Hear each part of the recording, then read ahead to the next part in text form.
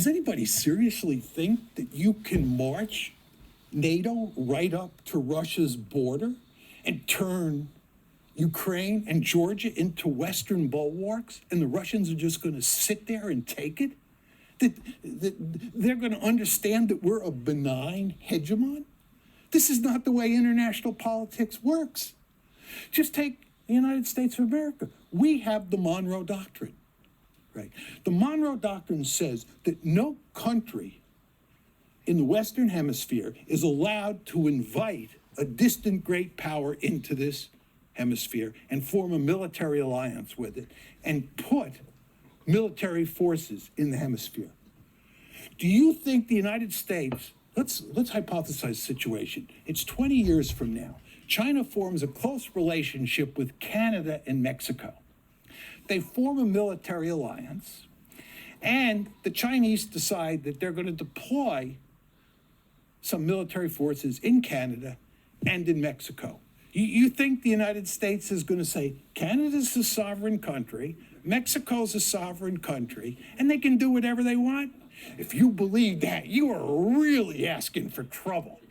If you show any interest in forming a military alliance or getting too close to the Chinese, the Americans will be on top of you like nobody's business. You remember there's enough old dogs in this room who remember the Cuban Missile Crisis.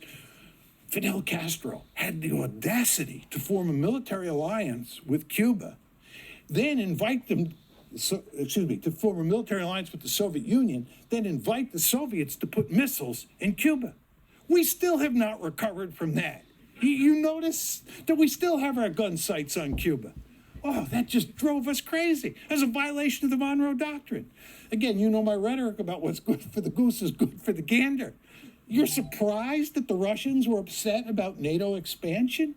And it was not just NATO expansion, it was NATO expansion plus EU expansion plus the color revolutions. And a lot of people say to me, don't you understand, John, that Ukraine is a sovereign state and it can choose its own foreign policy? To which my response is, that's a foolish way of thinking about international politics. If you're a small state and you live next door to a guerrilla, you have to be really very careful what you do. Because if you make that guerrilla angry, that guerrilla is going to do all sorts of horrible things to you.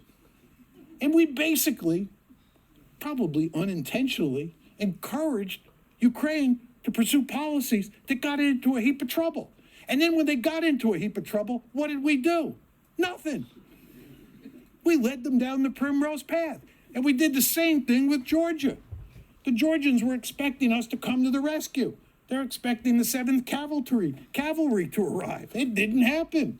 Surprise of surprises.